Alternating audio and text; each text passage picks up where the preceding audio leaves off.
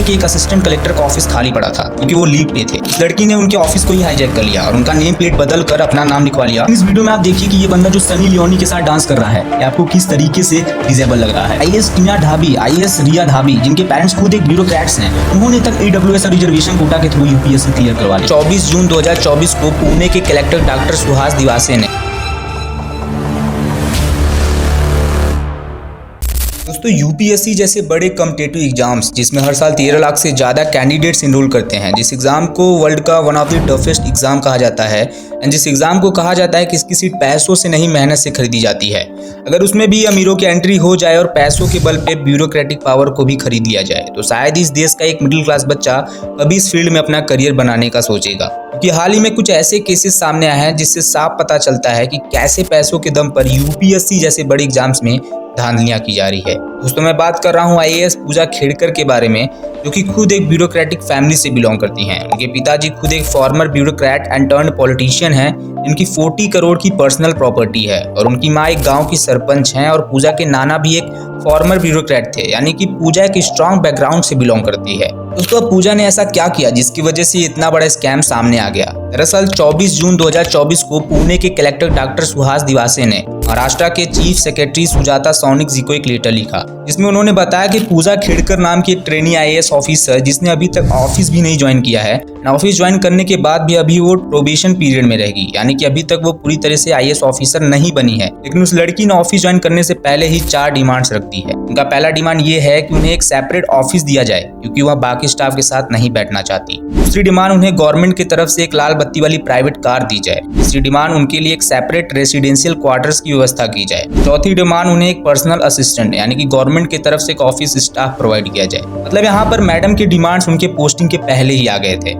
जाहिर सी बात है पुणे के उस कलेक्टर ने उनकी ये सारी डिमांड्स को रिजेक्ट कर दिया। लेकिन इसके बाद पूजा ने अपनी खुद की प्राइवेट ऑडी कार मंगवाई और उसमें महाराष्ट्र गवर्नमेंट का इंसिग्निया और रेड बीकन लगवा दिए। यहाँ तक भी रायता कम ही फैला था, लेकिन फिर उसने देखा कि पुणे के एक असिस्टेंट कलेक्टर का ऑफिस खाली पड़ा था क्योंकि वो लीव पे थे। इस लड़की ने उनके ऑफिस को ही हाईजैक कर लिया और उनका नेम प्लेट बदल कर अपना नाम लिखवा लिया और उस ऑफिस में खुद बैठ गई। मतलब जरा आप इस लड़की की हिम्मत देखो। मेरे और आपके जैसा एक आम इंसान ये करने का कभी सोचेगा भी नहीं। जरूर ही पूजा के पीछे एक बहुत बड़ा हाथ था। किसका हाथ था ये भी मैं बताऊंगा आपको इसी वीडियो में। लेकिन इसके बाद पुणे कलेक्टर ने पूजा खेड़कर के कंप्लेन को फाइल किया। उसके बाद भी पूजा को सिर्फ पुणे से हटाकर उसे बस 500 किलोमीटर दूर वाशिम डिस्ट्रिक्ट में ट्रांसफर कर दिया गया। और इस सब में उल्टा उस कलेक्टर का नुकसान हुआ क्योंकि उनके कंप्लेंट के बाद पूजा ने उन पर हैरेसमेंट का केस फाइल कर दिया। अब इसके बाद ये तब सामने आया जब पूजा का ये अहंकार देखकर एक आरटीआई एक्टिविटीज विजय कुमार ने आरटीआई फाइल करवा के पूजा के सारे कच्चे चिट्टे खोल के रख दिए। उसके बाद तो पूजा के एक से एक झूठ पकड़े गए जो कि सारे मीडिया चैनल्स ने कवर किए और फिर इंडिया भर में पूजा के बारे में बात होने लग गई और सोशल मीडिया पर हैशटैग पूजा खेड़कर और हैशटैग यूपीएससी स्कैम ट्रेंड करने लग गया। पूजा ने जो सबसे बड़ा स्कैम किया था वो था रॉन्ग यूज ऑफ रिजर्वेशन। जैसा कि आप सभी लोग जानते हैं कि यूपीएससी की मेरिट में आने के लिए आपको कुछ कट ऑफ मार्क्स को रीच करना पड़ता है एंड अगर आप रिजर्वेशन से हो तो ये कट ऑफ रीच करना आसान हो जाता है।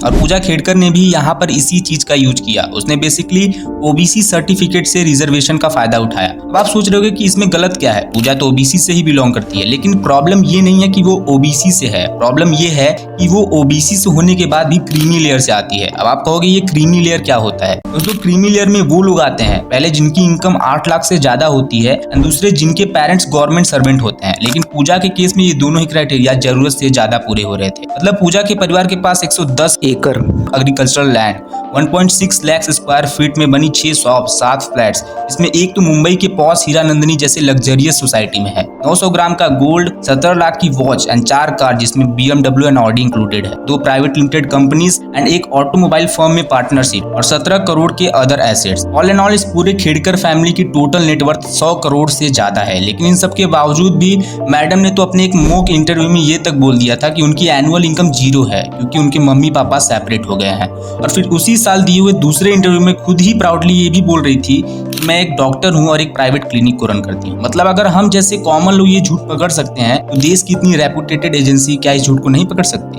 जो दूसरा स्कैम पूजा ने किया वो तो इससे भी बड़ी कॉमेडी है। उसने अपने आप को एक डिसेबल्ड पर्सन बता दिया, यानी कि wrong use of person with benchmark disabilities, जो कि एक अपराध है और इलीगल है। पूजा का ऐसा कहना था कि उनको आई साइट यानी देखने की प्रॉब्लम है। अब अगर आप 2022 के यूपीएससी कट ऑफ को देखोगे तो प्रीलिम्स यानी कि एंट्री लेवल पर पीडब्ल्यूबीडी कैटेगरी वालों का कट ऑफ जनरल कैटेगरी वाले कट ऑफ का सीधा आधा हो गया है। इसका मतलब जिस प्रीलिम्स के जीएस पेपर को क्लियर करने के लिए 75 से 80 क्वेश्चंस अटेम्प्ट करना पड़ेगा ताकि उनके एटलीस्ट 50 क्वेश्चन सही हो और उनका नाम कट ऑफ में आ जाए। लेकिन इस डिसएबिलिटी वाली कैटेगरी में सिर्फ 20 से 21 क्वेश्चंस आपने सही कर लिया तो भी आपका नाम कट ऑफ लिस्ट में आ जाएगा। अब डेफिनेटली पीडब्ल्यूबीडी के कुछ जेन्युइन केसेस भी होते हैं और उनके लिए ये एक्सेप्शंस रहने भी चाहिए, लेकिन आईएएस पूजा जैसे लोगों का क्या, जो ऑलरेडी अमीर होने के बावजूद ओबीसी रिजर्वेशन का फायदा उठा चुकी थी और उसने पीडब्ल्यूबीडी के तहत बचा हुआ 50% काम भी बना लिया और इसीलिए तो उसे 821 रैंक आने के बाद भी आईएएस की सीट मिल गई, जो कि यूजुअली सिर्फ टॉप 80 रैंक होल्डर्स को ही मिलती है। जैसे तैसे करके मैडम का सिलेक्शन तो हो गया, लेकिन अब बारी थी मेडिकल टेस्ट की। सो यूपीएससी ने पूजा को पहले फिजिकल टेस्ट के लिए 22 अप्रैल 2022 को एम्स में बुलाया। इस टेस्ट में वो कोविड का बहाना देकर अपीयर ही नहीं हुई। दूसरी बार 26 मई की डेट पर जब उसे बुलाया गया तो भी वो नहीं गई। तीसरी बार 27 मई को बुलाया गया तो उसने अगली डेट मांगी। ऐसा करते करते 22 अप्रैल 2022 से 2 सितंबर 2022 तक 6 महीने हो गए, लेकिन एक भी बार पूजा मेडिकल टेस्ट में अपीयर ही नहीं हुई। सीधी बात है, पूजा को अच्छी तरीके से पता था अगर उनकी आई साइट को चेक करने के लिए एमआरआई सीटी स्कैन कराया गया उसकी सारी पोल वहीं खुल जाएगी और इसीलिए उसने एक और बहाना बनाया कि उसे क्लॉस्ट्रोफोबिया है, जिसका मतलब होता है फियर ऑफ कन्फाइंड स्पेसेस। इस वजह से वो स्पेसिफिकली एमआरआई स्कैन वगैरह नहीं करा सकती और फिर उसने एक प्राइवेट हॉस्पिटल से अपनी रिपोर्ट्स यूपीएससी को भेजे। हालांकि पहले तो यूपीएससी ने उसके प्राइवेट रिपोर्ट्स को एक्सेप्ट ना करते हुए एडमिनिस्ट्रेटिव ट्रिब्यूनल के थ्रू उसे डिस्क्वालीफाई करवा दिया, लेकिन फिर कुछ टाइम बाद अचानक से उसी यूपीएससी ने वही रिपोर्ट्स को एक्सेप्ट कर लिया। अब ये कैसे हो सकता है? क्या यूपीएससी को किसी का कॉल गया था? और ऐसा बिल्कुल भी नहीं है कि पूजा ने पहली बार फेक सर्टिफिकेट दिया था। जैसे ही 2007 में पूजा खेड़कर ने पुणे के श्रीमती काशीबाई नवेले मेडिकल कॉलेज में एमबीबीएस में भी एडमिशन लिया था